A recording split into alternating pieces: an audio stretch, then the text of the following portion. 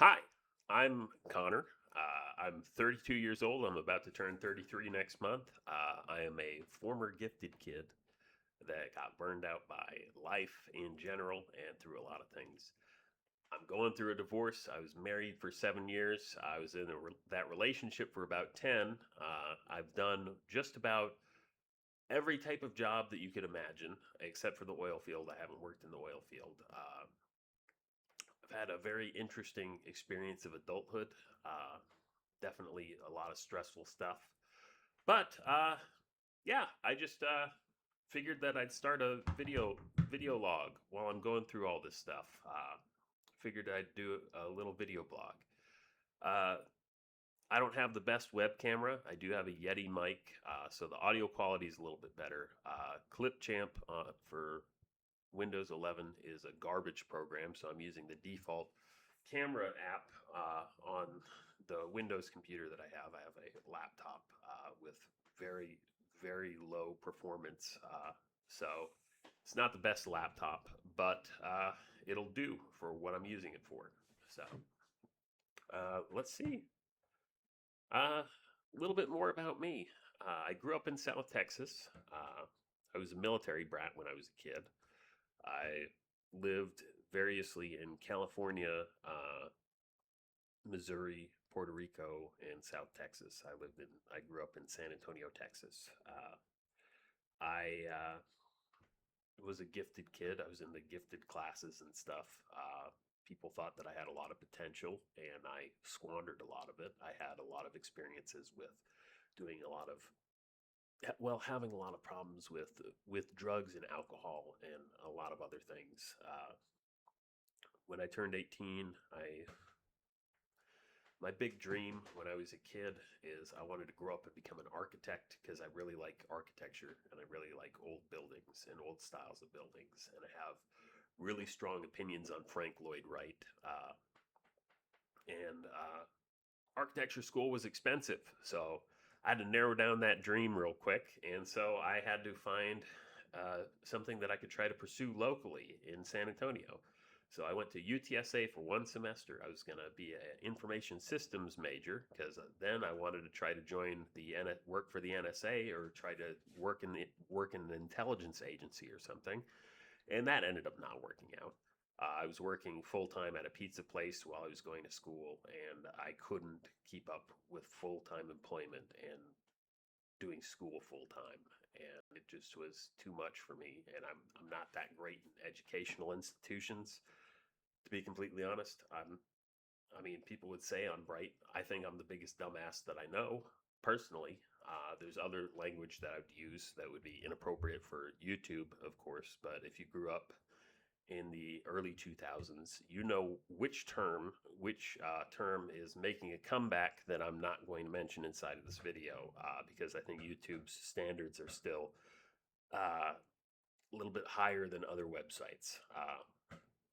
But I think that I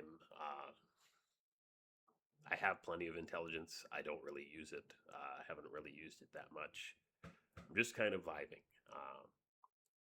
I would consider myself to be happy, kind of happy. I'm content with how life is going, even though there's a lot of curveballs that life has thrown my direction.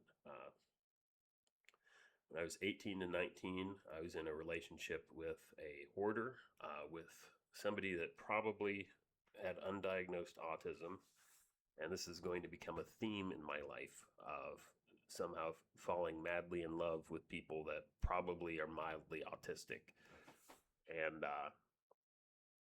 yeah, she had some issues with hoarding and had a very dirty apartment, and it was kind of a nightmare. It was a big nightmare. I had some romances here and there. Eventually, I kind of got burned out. I went through a reclusive phase where I wasn't talking to anyone except for family members, and then I joined the army. So decided to join the army. I wanted to go do intelligence in the army. I was going to be a 35 papa. Well, turns out I had some lingering psychiatric issues. I eventually got discharged from the army, and towards the end of it, I got into a relationship with somebody else, and eventually that turned into uh, the longest relationship I've ever had. I ended up moving across the country to go live with someone. When I got discharged, I got sent back to South Texas, and then I was unemployed for a bit, working through psychiatric issues. I was just on disability for a bit, and then I moved 1,300 miles away to upstate New York, and eventually got married and had my first kid. And upstate New York is not a nice place to try to have children. It's a very cheap place to live because everyone's moved out of it that used to live up there. There's every single town in upstate New York was built around a singular factory, one big factory that closed down in the 50s or the 70s. And so the major industries in every town in upstate New York are disability and unemployment checks. A lot of people will work in construction for 6 months during the summer, and then during the 6 months of winter in the off season, they would just collect unemployment. And that's apparently been a sustainable thing for people to do in upstate New York. If not, they would just get a crappy retail or service industry job working at McDonald's or working at a gas station. And the the extracurricular activities that people did in upstate New York is were either an alcoholic, or you had an opiate problem, or you had a problem with methamphetamine. So getting to have meth heads as neighbors was a very interesting experience for me because I kind of grew up sheltered from a lot of things. The main drug that people did was weed in my area, or drinking alcohol. That was it. So meth heads are very interesting characters. They are very enterprising. They have finally, most of them have figured out that if they can buy a car or get access to a car, they can at least do DoorDash.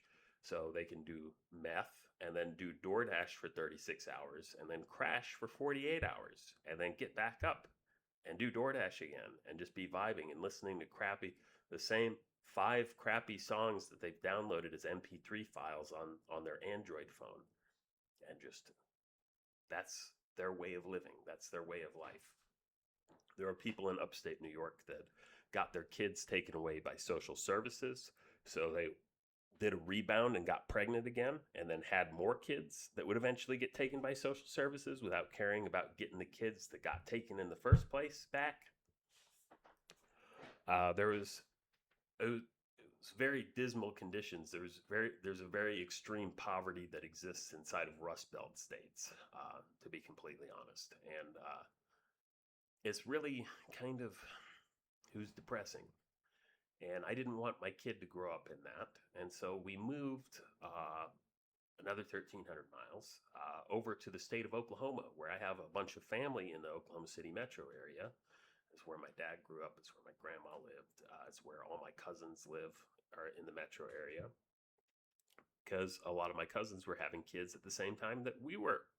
And it would be good for my son to grow up with family and stuff. That's a very important thing for kids to have. So, and the cost of living was low. There's a lot of jobs in Oklahoma. So there's a lot of opportunity, economic opportunity in that way. And we got a good deal on a house, and we bought a house. And the psychiatric issues are an ongoing thing.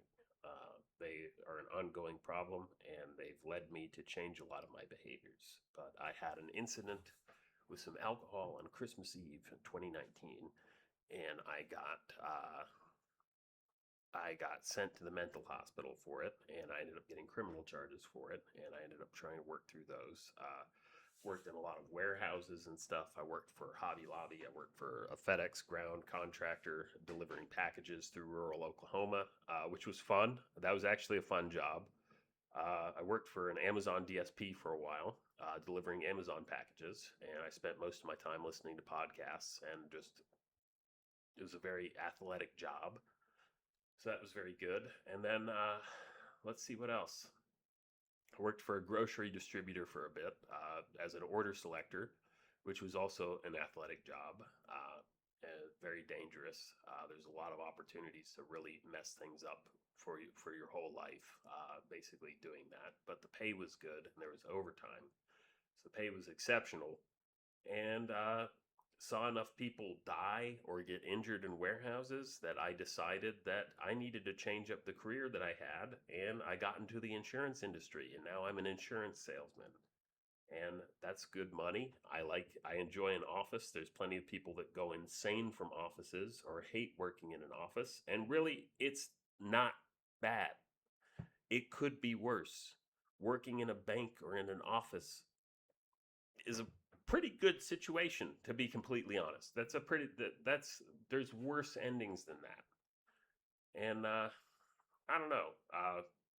Divorce got in it. We started talking about divorce in November of last year, and then we finally filed for it in April of this year. And so we're kind of just running down the clock, waiting for the 90 days to be over, uh, so that the divorce is finalized. And it's a weird situation because me and my soon-to-be ex-wife are kind of friendly to each other. We both appreciate each other as human beings, but we just can't make it work with one another. I'm a very forgetful person. I forget very minor things, and I consider myself to be fairly laid back, but I can't handle yelling. I blow up when people yell at me or get mad at me about things. And there's a lot of things that have happened throughout the relationship that obviously are unsettled, that we are hopefully going to be able to address going forward. I'm going to be getting custody of the kids, which is good because I want to watch over their education and everything, and make sure that they're doing everything right with school, and that right now education has to be the most important thing to them. I want it to be the most important thing to them, because their minds are like sponges, and the more they gain early on, the better off they're going to be in the long term, because then it'll just be building on a solid foundation of other things as time goes on. But me as a person, uh, I consider myself to be pretty laid back. Uh, I enjoy comedy a lot. I go to bed very often listening to either podcasts or stand up bits and stuff. I've always loved comedy. I have an odd sense of humor. Don't really have friends. Most of my friends from high school are down in Texas, and I never really had time to get friends up here in Oklahoma, so I'm kind of isolated. So I'm obviously trying to find things to fill my time with, so I'm making YouTube videos and stuff. Uh, let's see what else. I read a lot. I read about a lot of things. Even at work, when I'm doing sales phone calls and stuff, I have a tab open. I have two monitors, and I have a tab open where I'm just reading about different things, whether it's the news or whether it's like Wikipedia articles about things. I'm very curious about things. I have some eccentricities. I enjoy reading about the food that I'm eating when I'm eating it. That's one thing. I mean, I got a lot of things that I don't know. People have joked that I'm autistic, and I'm not autistic. I don't feel that I'm autistic. I feel like I can tell when people have autism, like very easily. Like it's like almost like a sixth sense that like I just have to look at somebody for about 5 seconds and I can tell if they're on the spectrum or not. So that's a magic superpower that I have, which unfortunately, how things went is had a lot of interest had a lot of niche interests and a lot of like interest in not fandoms or anything. I never got into any fandoms, but I had a lot of niche interests in things that were always ruined by people with Asperger's syndrome when I was growing up. And I would say that I bullied some autistic people quite a bit. And I feel as some form of cosmic justice, it would eventually lead to me falling in love exclusively with people that are probably on the spectrum, and then having kids that are on the spectrum. My daughter just recently started talking in the last year and a half, and she has autism. And my son, I don't know, he has a lot of sensory issues, so I don't know where he's at exactly, but he seems to be a normal kid other than the few sensory things that he has issues with. Uh, Other than that, I don't know. I have an opinion on everything. I have opinions on everything. My opinions have changed through the years. I'm not entrenched in one particular mode of thought at any given time. I just happen to have a lot of experience with things. I know what sometimes works, I know what sometimes doesn't work. And my opinions have changed as I've grown older and as I've matured. Because honestly, what people don't talk about is that people aren't really mature in their early 20s. They aren't really that, they don't really have things figured out. There's plenty of manosphere influencers that tell you to try to have kids early or try to do whatever. And really, how do I explain it? I don't think anyone will ever be prepared for having children. I don't think anyone, even if they had a boot camp for it, I don't think anyone would be fully prepared for what having a child is like and what you have to put up with. And I'm going to pause this for. So the advice of having a bunch of kids doesn't really make sense. I don't think that it makes sense. I think people should have approximately the amount of kids that they're comfortable with having, that they're actually comfortable with having. I don't think that there's a commandment from God to have as many children as possible. Sure, he said, be fruitful and multiply, but that doesn't mean that you need to go out and have 5 kids. Now, I feel that if somebody does love another human being, they should want to have more halflings of them on the planet. I think that that's the greatest act of love that somebody can do is not only the greatest act of love someone can do for another person, but also the greatest act of love that somebody can do for the sake of another human being is create another human being. I'm pro natalist in that regard. I think that people should have kids. I encourage people to have kids. I I'm going to be honest about it. No one's going to be prepared for it. They are a massive strain on financial resources, and they take up a lot of time. But if you figure it out, if you've had one kid and you figured it out, then every other kid is easier to adapt to, honestly, because you already got the system figured out. You already figured out what works. Second kid comes around, you don't have any of the holdups that you had with the first kid.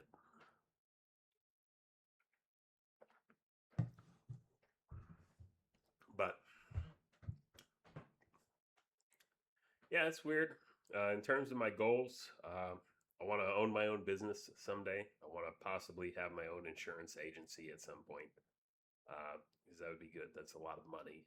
And if I structure the office properly, there won't be as much that I have to do.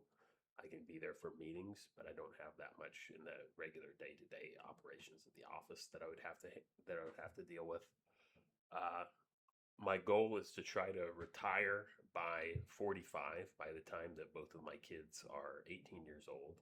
So would it be 45? I think it would be 47. 45 or 47, I forget which one. But I want to try to retire early. I'm going to step back the work that I'm doing because I want to be able to be there for my kids when they go into adulthood. I want to be able to support them with them finding their footing in the world because I think they're going to need it, and I think that most people do need a little bit of guidance and a little bit of support.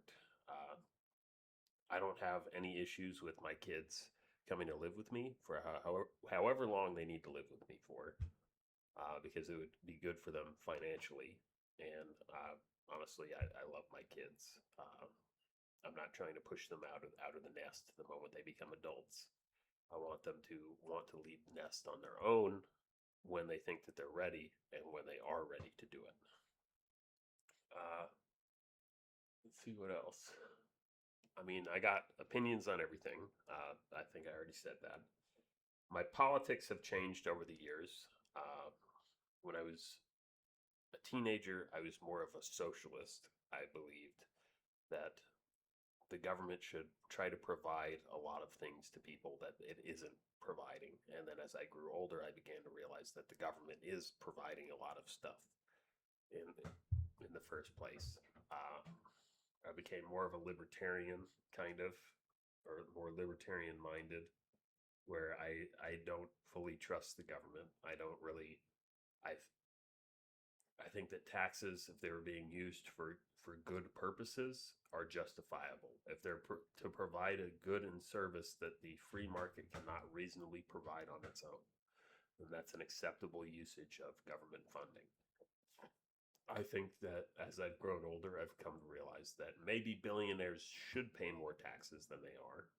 I think that the income tax system is messed up in this country. I think that it shouldn't be based on income, that wealth should have some sort of tax on it. That there are people that are obscenely wealthy that really, frankly, don't give a single shit about any other living human being. They only care about the number going up in their portfolio of assets and investments. That really, it's kind of antisocial behavior, and it's almost a hoarding behavior, that they've hoarded such an amount of wealth that they've become almost miserly about it. They don't feel that they have to pay the taxes that they should have to pay for things, but yet they are almost always subsidized by government contracts and government spending and government bailouts. So in that way, people would say that I'm on the left for that. But at the same time, I'm also kind of more conservative. I think that people should have a measured response to things. I think that moderation is key to a lot of things for a lot of people. I think that people cannot find success without having some degree of moderation in their activities, both with working and outside of their working life. Uh,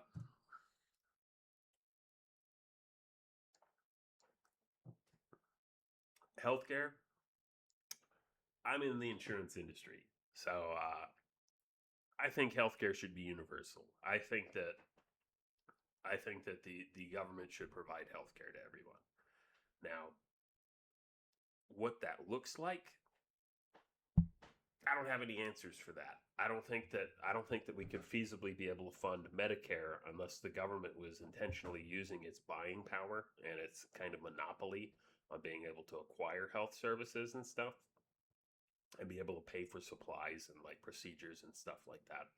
I think that the government could utilize its buying power and like its monopoly status to kind of dictate prices and be able to control prices better.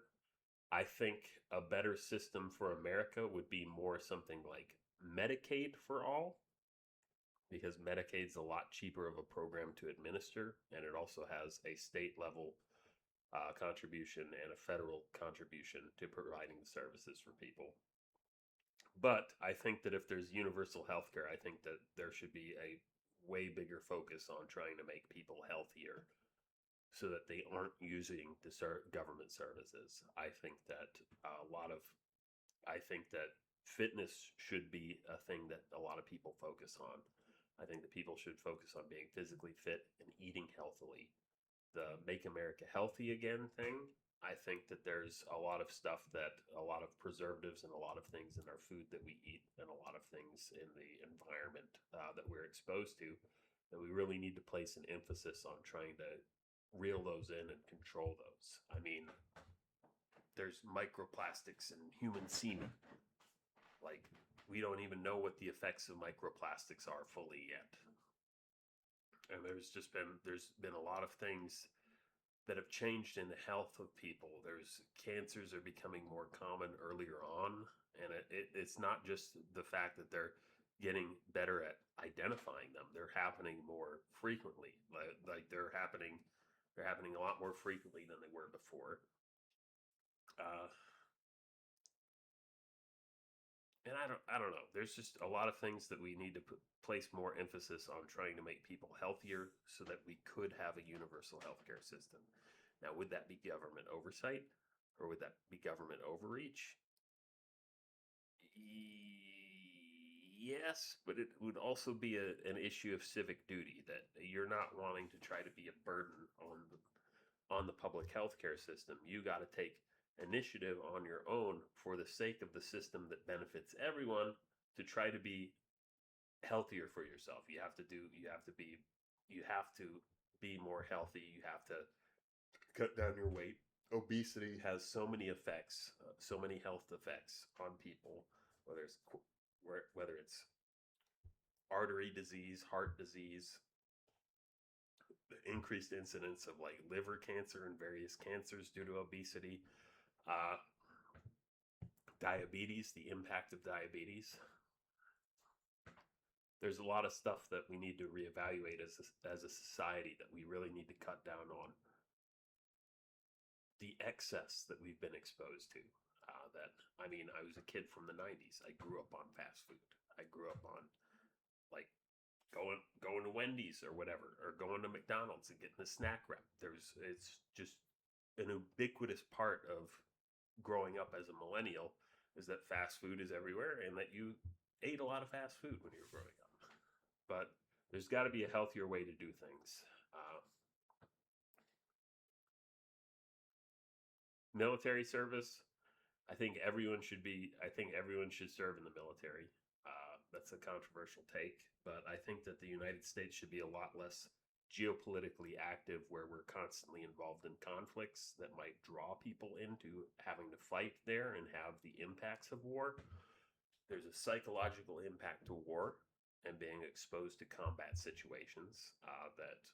I mean, there was a study during World War II that they determined that if a soldier is exposed to combat for 60 days or longer, 9 out of 10 soldiers are going to become psychological injuries within a conflict, or they're going to have some psychiatric impact from their exposure to combat.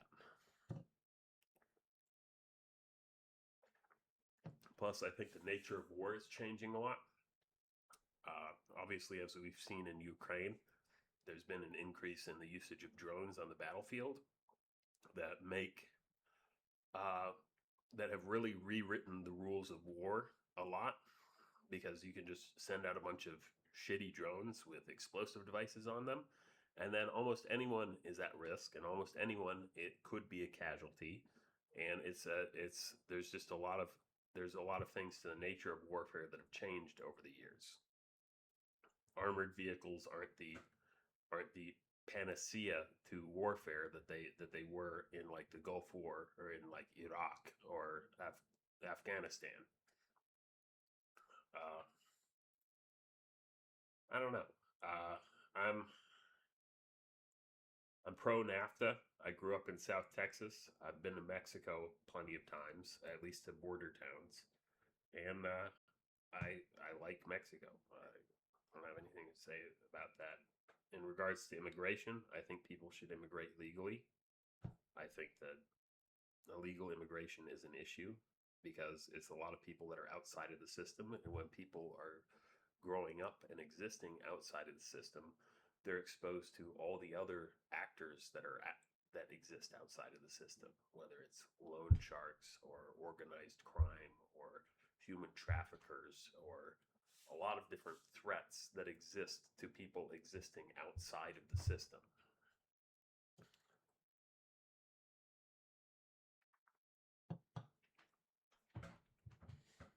But do I think our immigration policy is good? Do I think we're doing do I think we're going about things in an ideal way? I do not. I don't think that Trump understands anything about immigration. I don't think he understands that there are positive attributes to there being immigrants coming in from countries. Like, I don't think that there's a great replacement theory of, oh well, we have to flood the country with brown people or something like that and replace the white people because brown people are more subservient to structures of power and to a totalitarian government, or whatever the great replacement theory goes off on. I don't I don't really think that's going on. I don't think anyone's trying to replace anyone. I think that this is a country of immigrants. Almost everyone existing in this country immigrated, or one of their ancestors immigrated to this country. Now, do I think that there should be a better process for becoming an American? Yes. I think that there should be cultural indoctrination of every single person that comes to America. I think that there needs to be an explanation of how to work a job, occupational English, English language skills for young kids and for adults. I think that there should be like a boot camp that immigrants have to go through in the process of becoming an American. I think that they should have a trial period of existing in America and figuring out how to make it work, while also having more requirements of trying to learn aspects of the culture and be involved in the culture. Immigrants can't just simply form their own ghettos and their own communities where they're all tight knit and they all hang out with each other. They should be as widely dispersed across the population as possible so that they're forced to assimilate into the host country.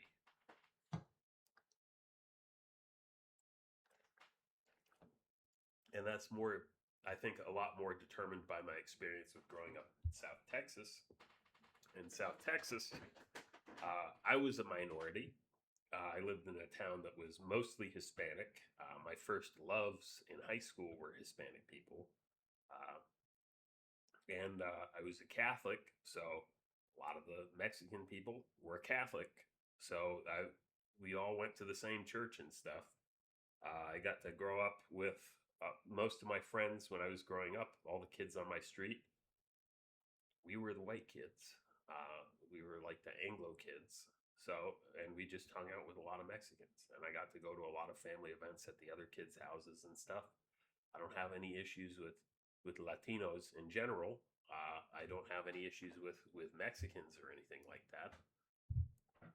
But when we did get immigrants and stuff, it was a lot of people from South Asia. It was a lot of like Indian and Pakistani people went to the school that I went to. There was a lot of Indian kids that they moved there, and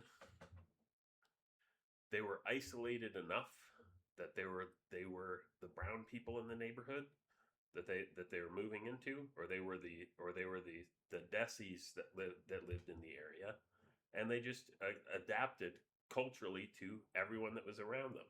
Now, when people are allowed to form communities where it's only one type of people within a community, that creates a greater problem to assimilation into the host culture. Now, the Indian and Pakistani people that I knew, their kids grew up celebrating Christmas. They did 4th of July, they did the fireworks and all that stuff. The kids were just like any other person.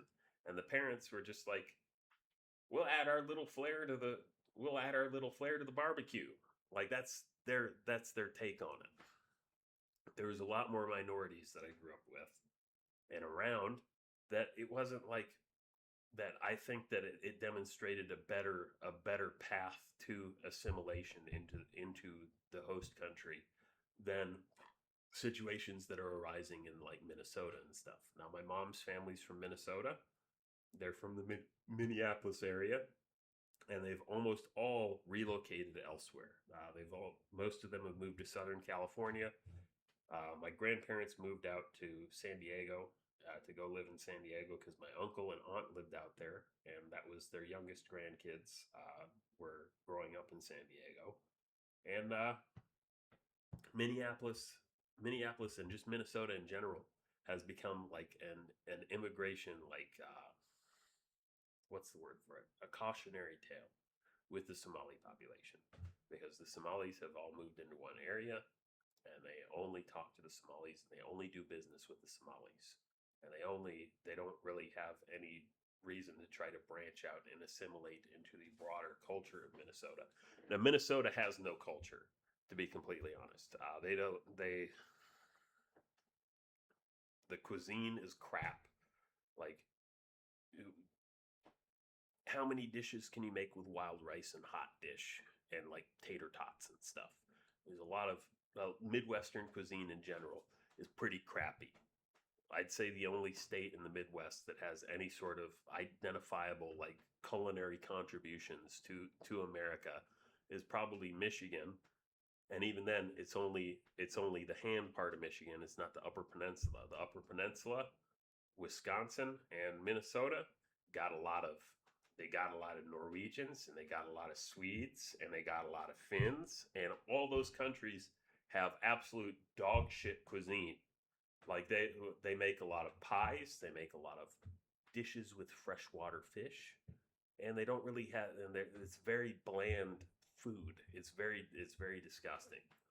To be completely honest, like I don't even want to look at my heritage, the cuisine of my heritage, because it's just kind of just it's garbage. It's flavorless. It doesn't really. It's not that good of cuisine. But Minnesota has done an absolutely terrible job of taking in these large groups of immigrants that only associate with each other and only hang out with each other. They don't assimilate into the broader culture of the area that they have moved to.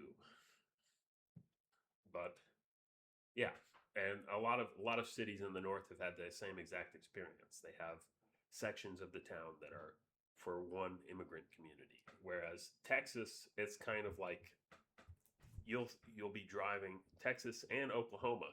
Oklahoma, I live in Oklahoma City.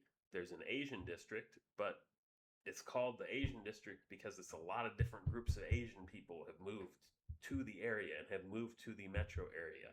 And when the kids do better, they move outside of the area and they live elsewhere in the city. They move to other places and they buy a house and they start a family somewhere else. And there's high incidence of people intermarrying with different groups of people. Oklahoma and Texas, like it's just one of those weird situations where uh, you could have someone whose family name was like Bentley, or you just looking at obituaries, you can see the amount of cultural exchange that goes on inside of Texas and Oklahoma. In Oklahoma, you'll be reading an obituary, and it'll be like, oh, so and so survived by their sons and daughters, and then there'll be like a mixture of different last names in with like an English last name for the original person and stuff. And some people, obviously, I've definitely listened to a lot of right wing stuff on the internet because it's ubiquitous. It's all over YouTube. There's a lot of right wing stuff. There's a lot of right wing media out there talking about, oh, well, people shouldn't be race mixing and whatever. And it's like, I don't have an issue with that. I don't see there being any issue with racial mixing or with cultural mixing or any sort of ethnic mixing that can go on. People are individuals first and foremost, and they might have a cultural background, but the individual takes primacy over whatever their cultural background happens to be. There's freedom that is afforded by this country, and that is the backbone of America. There is freedom to go out and do whatever you're going to do as an individual. There's an abundance of opportunity as well. You aren't stuck just because you grow up in a coal mining town in West Virginia. That doesn't mean that you have to grow up and go be a coal miner like daddy. You don't have to do that. You can move out and you can go do other things. And I mean, America is very big on talking about these inspirational stories of how, oh well, he was getting raised and all of his buddies went out to go work in the oil field, and he went on to become a rocket scientist, or he went on to become a psychologist inside of this big city, and he became this big notable figure somewhere else. There's a freedom of movement within America, and it's such a vast expanse of land that you aren't trapped in the village like you are in Europe, where you're like, oh well, my options are to go to university, and then I don't know, if I don't do that, then I go to the job center and I get a job, and that's it in the village of South South Brownfield or whatever is going on in Europe. America isn't Europe. America should never aspire to be Europe. America is its own entity in of itself. And that should be protected, and that should be upheld by Americans. America should be appreciated as a country. But America cannot exist without the freedoms that it was founded upon, the basic the basis of classical liberalism that American society was founded on. And when we get into classical liberalism, it's that we have a capitalist economy. We have a lot of freedom. We have a lot of freedom for economic opportunity. We have a lot of freedom in action. We have a lot of freedoms that we are afforded of things that we are able to do. And then, of course, we also have the government saying things that we shouldn't be able to do. We should always try to maximize the amount of freedoms that we have, as long as they aren't hurting another person or hurting ourselves, because sometimes individuals should be protected from themselves.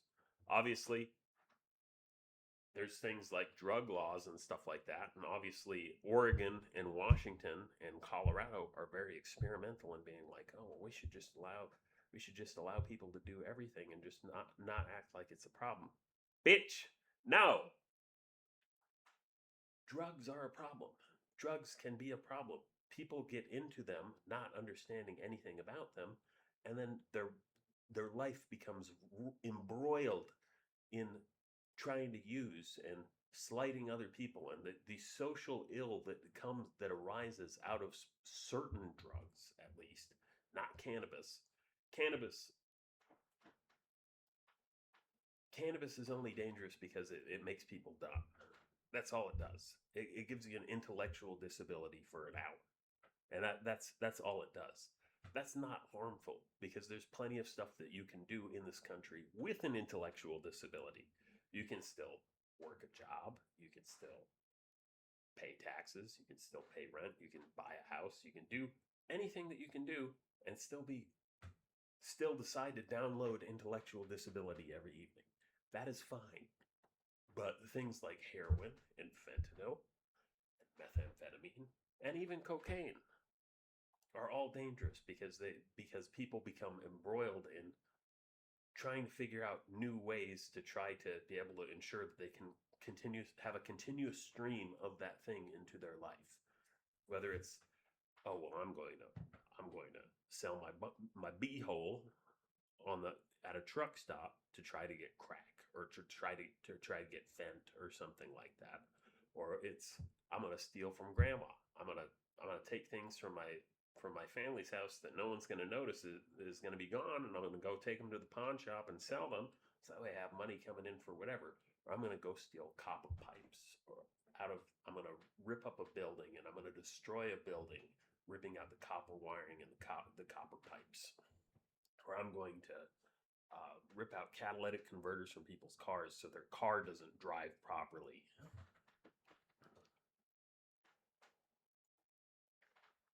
Those are all things that inherently lead to destructive behaviors. And then, of course, also we have to talk about the distribution channels. Organized crime has a major control on the distribution channels for these substances. But anyway, I think I've talked long enough. I'm going to go ahead and wrap this up. I'm going to do a video every day. So let's see what happens.